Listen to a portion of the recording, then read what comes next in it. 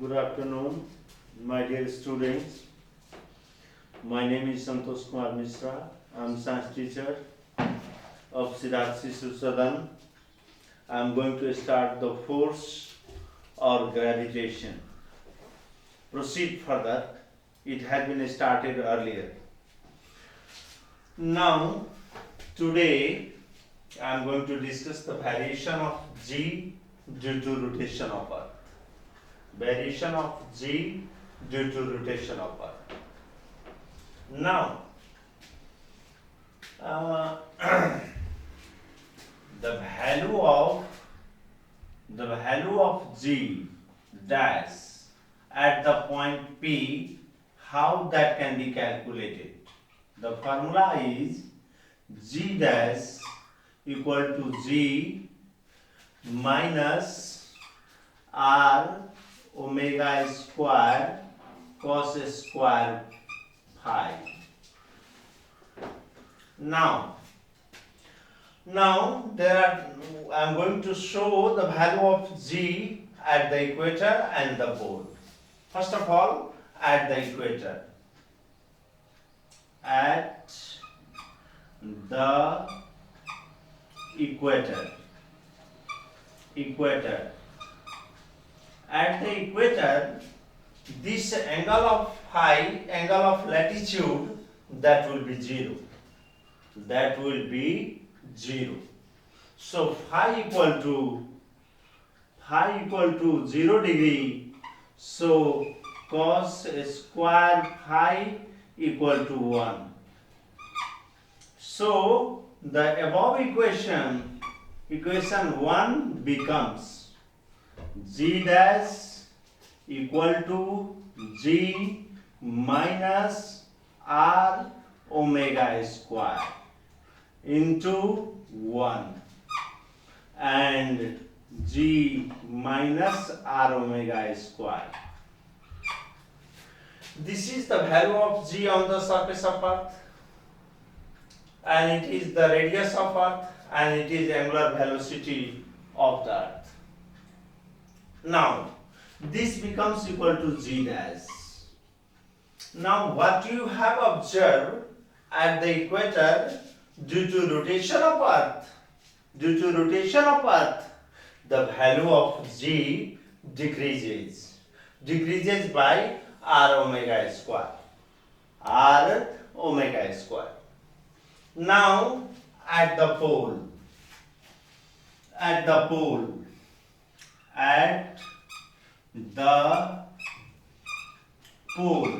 here, at this point, here the angle phi becomes 90 degree. So phi equal to 90 degree at the pole, and cos 90 equal to 0. So now G dash equal to G minus R omega square into 0, or G dash equal to G. That means what you have observed at the pole, the value of G will not be affected by the rotation of the Earth. At the pole, the value of G will not be affected by the rotation of the Earth. At the equator, the value of G dash that have been decreased by the R omega square. Now the question arises. I can arise a question. I think you have also heard. जब पृथ्वीले अकस्मात आफ्नो rotation बन्द गरिदिन्छ भने G को भ्यालुमा के प्रभाव पर्छ पोलमा र इक्वेटरमा? जब अर्थ आफ्नो रोटेसनलाई छोड्छ, when the earth stops its rotation suddenly, then the value of G at the pole will not be affected. It will not be affected because it is already g dash equal to g. जति अर्थ सर्फेसमा g को value हुन्छ त्यतिकै पोलमा पनि हुन्छ। तर जब rotation अर्थले आफ्नो rotation बन्द गर्छ भने एंगुलर भेलोसिटी को भ्यालु के भइहाल्छ? एंगुलर भेलोसिटी को भ्यालु 0 भइहाल्छ र यो g माइनस r इन्टु 0 और g डैश बराबर g डैश बराबर g। अब के हेरिराख्नु भएको छ? पहिला के थियो भने r ओमेगा स्क्वायर घटिरहेको थियो g को भ्यालु अर्थ सर्फेसमा g को भ्यालुबाट। अब तपाई यहाँ हेर्नुभयो g के छ भने g एंगल अफ ल्याटिट्युड जुन छ पोजिसनमा अर्थ सर्फेसमा जति g को भ्यालु छ त्यतिकै बराबर भइहाल्छ। अब तपाईको बुकमा पनि यस्तो प्रकारको क्वेशन दिएको छ, यसै सेन्ड अप एक्जामिनेसनमा धेरैचोटी सोधिएको छ। म त्यो क्वेशन तिर अलिकति जाँदै छु। अब variation of g due to rotation of earth at the equator हेर्नुभयो र एट द पोल हेर्नुभयो। अब तपाईले सायद सम्झिहाल्नु भएको होला र अर्थले आफ्नो रोटेसनलाई स्टप गर्छ भने सडनली त g को भ्यालु इक्वेटरमा बढ्छ। g को भ्यालु इक्वेटरमा बढ्छ।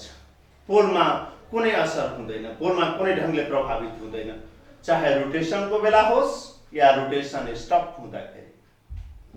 मान लो यदि रोटेसन स्टप भयो भने पनि g को भ्यालु पोलमा एफेक्टेड हुँदैन। अब तपाईको बुकमा प्र्याक्टिस बुकमा पनि च्यालेन्जिङ क्वेशन को रूपमा दिएको छ। त्यो क्वेशनलाई पनि अलिकति हेरौं। त्यो क्वेशन के छ भने त्यो क्वेशन यस प्रकार छ,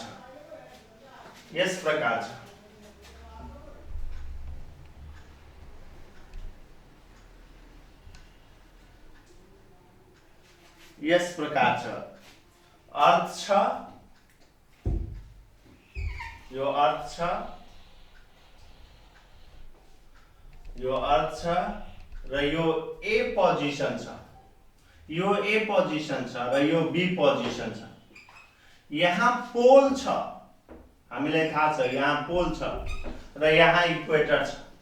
अब तपाई नै भन्नुस् g को भ्यालु भर्खरै मैले निकालेको g को भ्यालु पोलमा g dash equal to g र इक्वेटरमा g को भ्यालु g डैश को value g minus r omega square. अब कुनै अब्जेक्ट a पोजिसनबाट b पोजिसनमा जान्छ भने g को भ्यालु घटिरहेछ कि बढिरहेछ? g को भ्यालु घटिराखेको छ र अब यसबाट यो पनि प्रमाणित हुन्छ कि पोलमा जुन वजन होला, वेट होला, त्यो वेट पनि त्यो अब्जेक्ट को इक्वेटरमा जाँदाखेरि वेट पनि घट्छ। कसरी घट्छ यहाँ हेर्नुस्। यसमा दुवैतिर m ले गुणा गर्दाखेरि mg dash equal to mg र यो के को बराबर? वेट को बराबर र यहाँ mg dash equal to mg minus mr omega square. अब यहाँ यो वेट बराबर mg minus mr omega square. अब सायद तपाईले बुझ्नु भएको होला वेट को के रिलेसन छ र g को के रिलेसन छ। Have understood? त अब वेट इक्वेटरमा के हुन्छ र पोलमा के हुन्छ तपाईले सायद बुझिहाल्नु भएको होला। अब यही पिक्चरलाई, यही डायग्रामलाई कति बुकमा यसरी देखाएको छ कि यहाँ ए पॉइंट लिएको छ र यहाँ बी लिएको छ र ए बाट बी मा आउँदाखेरि जी को भ्यालु घट्छ या बढ्छ त्यो क्वेशनमा सोधिएको छ र वेट को भ्यालु के हुन्छ, घट्छ कि बढ्छ। तपाईले थाहा पाइहाल्नु भएको छ कि जी को भ्यालु g को भ्यालु पोलबाट इक्वेटरमा जाँदा घट्छ, r ओमेगा स्क्वायरले घट्छ र वेट पनि m r ओमेगा स्क्वायरले पनि घट्छ। How understood my dear student? विद्यार्थी साथीहरु, तपाईहरुले बुझ्नु भएको होला, राम्ररी बुझ्नु भएको होला। अब तपाईलाई म केही कुरा पढाउन गइरहेको छु जसको धेरै महत्त्व छ तपाईको एक्जामिनेसन पर्पसको लागि पनि र इन्ट्रान्स पर्पसको लागि पनि। तपाई पढिराख्नु भएको छ भने तपाईको पक्कै एउटा राम्रो एम होला र इन्ट्रान्सको लागि भविष्यमा काम लाग्ने कुरा। यहाँ हेर्नुस् ध्यान दिएर।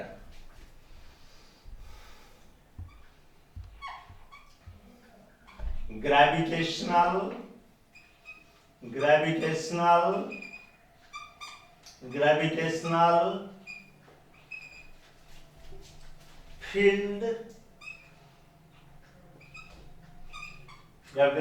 field intensity gravitational field intensity। यता ध्यान दिएर सुन्नुस्। ग्रेविटेशनल फील्ड इंटेंसिटी भन्नाले gravitational field intensity at a point in the gravitational field defined as force experienced by a unit test mass at that point। अब म तपाईलाई डायग्राम बनाएर देखाउँदै छु। यो अर्थ छ, यसको सेन्टर O छ र एउटा पार्टिकल यहाँ छ एउटा मास बडी, यसको मास m छ, यो अर्थको मास कैपिटल M छ, रेडियस r छ र यो पूरा दूरी स्मॉल r को बराबर छ र यो यहाँबाट यो दूरी h को बराबर छ। अब यो हेर्नुस्, यो चाहिँ अर्थको ग्रेविटेशनल फिल्ड भित्र छ। यो पोइन्ट जुन p जुन छ, यो पोइन्ट p मा ग्रेविटेशनल फिल्ड इंटेंसिटी क्याल्कुलेट गर्न गइराखेको छु। पोइन्ट p मा ग्रेविटेशनल फिल्ड इंटेंसिटी क्याल्कुलेट गर्न गइराखेको छु र यो पोइन्ट p पनि अर्थको ग्रेविटेशनल फिल्ड को भित्र नै छ। अर्थको ग्रेविटेशनल फिल्ड भित्र नै छ। त अब मैले डेफिनेसनमा के भने, the gravitational field intensity at a point in the gravitational field is defined as the force experienced by unit test mass at that point। अब सबभन्दा पहिला यहाँ let capital M and capital R be the mass and radius of the earth, and another body of mass small m is kept at point P inside the gravitational field of the earth, and the distance between the center of the earth and center of the body must be a smaller mass is r, small r। अब Newton's universal gravitational law को आधारमा F equal to force of gravity निकाल्दाखेरि अगाडि क्लासमा पनि मैले सिकाएको छु साथी विद्यार्थी भाइहरु, gm by r square force of gravity मैले क्याल्कुलेट गरे। कहाँ त पोइन्ट p मा। अब यो फोर्स भइहाल्यो र according to the definition of gravitational field intensity लाई e ले डिनोट गरौँ त यो e के भइहाल्छ, force by mass. Gravitational field intensity भन्नाले फोर्स बाइ मास। त अब फोर्स को भ्यालु यसमा राख्दाखेरि g capital M small m by r square into m।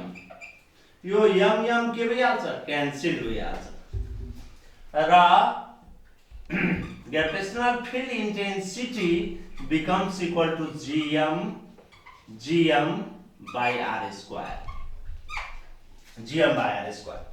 यहाँ point p मा gravitational field intensity निकाल्दाखेरि E equal to gm by r square हुन्छ। EM equal to GM by R square हुन्छ। अब यदि यो पोइन्ट मासलाई अर्थको सरफेसमा ल्याइदिन्छु भने के हुन्छ? अर्थको सरफेसमा ल्याइदिँदाखेरि के हुन्छ? अर्थको सरफेसमा ल्याउँदाखेरि h बराबर 0 भइहाल्छ र small r equal to capital R, small r equal to capital R। अब चाहिँ ग्रेभिटेशनल फिल्ड इन्टेन्सिटी कसरी लेखिन्छ, एक्सप्रेस कसरी गरिन्छ? GM by R square, GM by R square. यो चाहिँ G को बराबर हुन्छ, अर्थ सरफेसमा एक्सिलरेशन ड्यू टु ग्रेभिटी को बराबर हुन्छ। तब gravitational field intensity and acceleration due to gravity on the surface of earth, they are numerically equal to each other, they are numerically equal to each other। दुवै आपसमा बराबर हुन्छ, E र G आपसमा numerically बराबर हुन्छ। अब यो ग्रेविटेशनल फील्ड इंटेंसिटी अर्थ सरफेसमा लेख्दाखेरि E equal to GM by R square earth सरफेसमा, अनि यहाँ भ्यालु पुट गर्दाखेरि 6.67 into 10 to the power minus 11, mass of the earth 6 into 10 to the power 24 kg, र radius of earth 6.4 into 10 to the power 6 यसको whole square. यदि यसलाई calculate गर्छौं भने हामीले पाउँछौं E इक्वल टु अर्थ सरफेसमा 9.8 newton per kg, newton per kg, newton per kg. वास्तवमा न्यूटन पर केजी किन भयो? किनभने gravitational field intensity equal to force of gravity by mass, र फोर्स को युनिट के हुन्छ? न्यूटन हुन्छ, र मास को युनिट के हुन्छ? केजी हुन्छ। त ग्रेविटेशनल फील्ड इंटेंसिटी को भ्यालु अर्थ सरफेसमा 9.8 newton per KG, 9.8 newton per KG. अब सायद तपाईले बुझ्नु भएको होला ग्रेविटेशनल फील्ड इंटेंसिटी भनेको के हो। अब फेरि एकचोटी भन्दैछु, P पोइन्टमा अर्थको ग्रेविटेशनल फिल्ड भित्र ग्रेविटेशनल फील्ड इंटेंसिटी भन्नाले युनिट मास माथि जति अर्थ द्वारा फोर्स अफ ग्रेभिटी लाग्ने गर्छ त्यसैलाई नै ग्रेविटेशनल फील्ड इंटेंसिटी भनिन्छ, त्यसैलाई नै ग्रेविटेशनल फील्ड इंटेंसिटी भनिन्छ। मतलब युनिट मास माथि जति force of gravity of the earth लाग्छ यो युनिट मास माथि, त्यसैलाई नै त्यो पोइन्टमा ग्रेविटेशनल फील्ड इंटेंसिटी भनिन्छ। Now you have understood gravitational field intensity. Now I am going to discuss. अब म अर्को कुरा डिस्कस गर्न गइरहेको छु, त्यो पनि ज्यादै एकदमै आवश्यक छ तपाईहरुको लागि। विद्यार्थी साथीहरु बुझ्नु पनि जरुरी छ र इन्ट्रान्स पर्पसले पनि यो धेरै इम्पोर्टेन्ट छ। सबभन्दा पहिला हामीले यो बुझ्नु पर्छ escape velocity. Escape velocity, escape velocity जब अर्थको ग्रेविटेशनल फिल्ड छ भने एस्केप भेलोसिटी को अर्थ तपाईले बुझिहाल्नुहुन्छ। एस्केप भेलोसिटी भन्नाले the minimum velocity, the minimum velocity, escape velocity भन्नाले the minimum velocity by which a body must be projected upward from the surface of earth, अर्थ सरफेसबाट माथि कति भेलोसिटीले फालिन्छ, to overcome gravitational field or pull of the earth so that it can escape into space is called escape velocity। अब यहाँ म diagram बनाएर सम्झाउँदै छु, तपाईहरु diagram हेर्नुहुन्छ भने आसानी हुन्छ।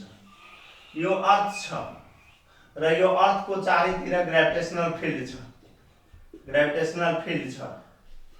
त यो ग्रेविटेशनल फिल्ड भित्र यदि हामी कुनै अब्जेक्टलाई अर्थबाट माथि फाल्दाखेरि तो अर्थमै आएर लड्छ।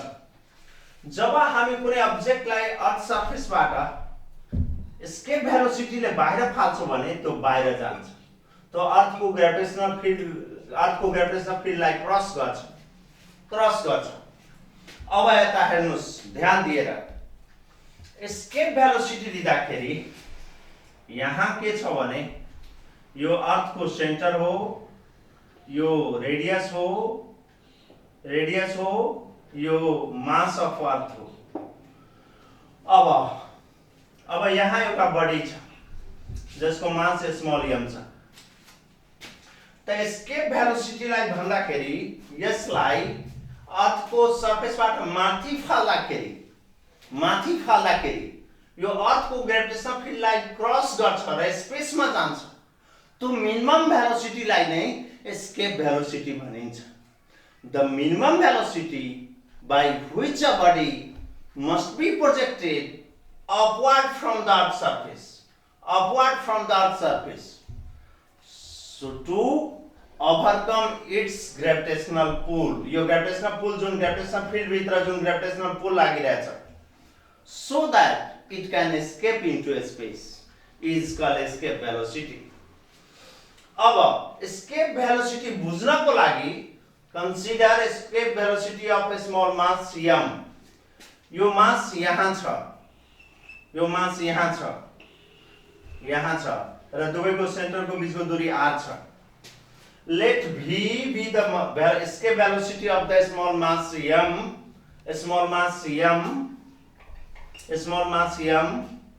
at near a planet or near earth. To escape the body from its position at a distance r from the planet center, you a small r from the planet center, तब के हुन्छ भने यसको इनिशियल काइनेटिक एनर्जी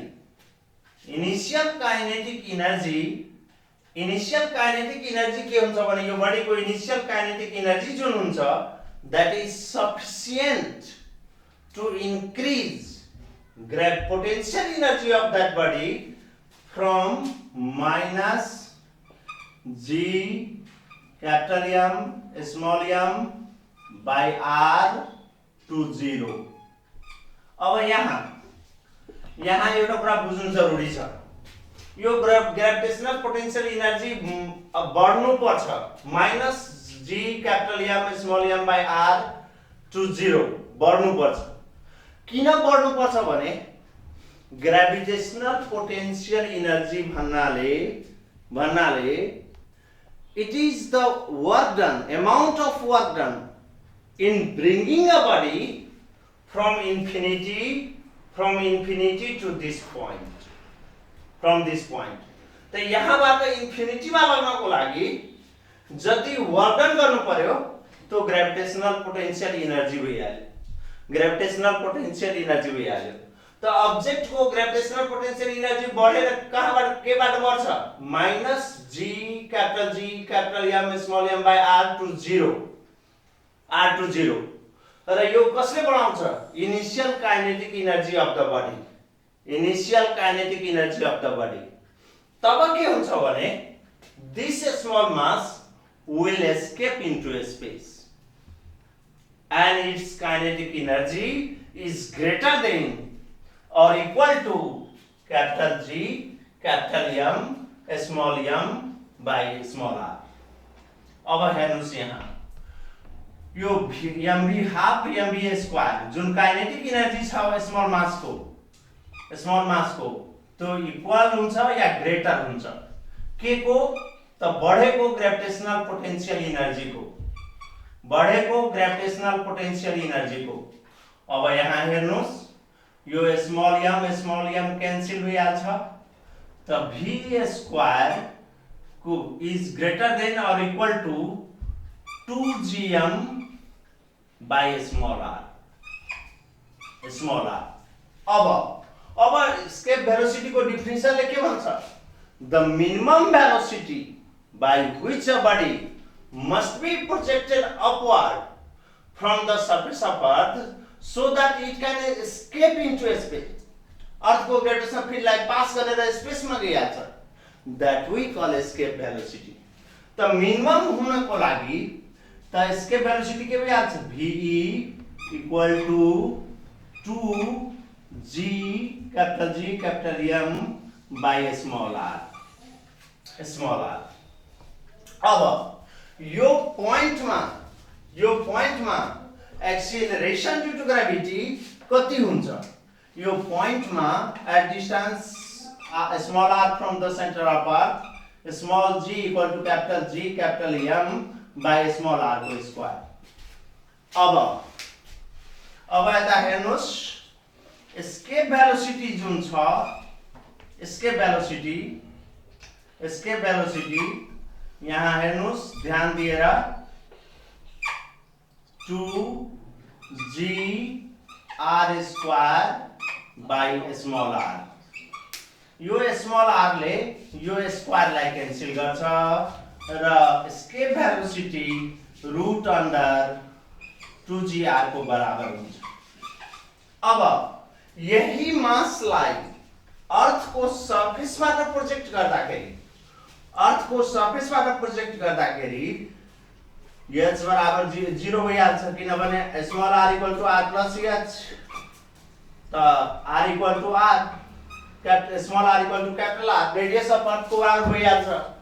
तब के हुन्छ भने at the surface of earth मा escape velocity root under 2G r को बराबर हुन्छ, 2G r को बराबर हुन्छ। अब यसको भ्यालु यसमा पुट गर्दाखेरि 2 into 9.8 into 6.6.4 into 10 to the power 6। यसको भ्यालु क्याल्कुलेट गर्दाखेरि 11.2 into 10 to the power 3 meter per second आउँछ। यसलाई हामी एप्रोप्रिएटली 11.2 किलोमीटर पर सेकेन्ड लेख्न सक्छ। This is required value of escape velocity from the surface of Earth.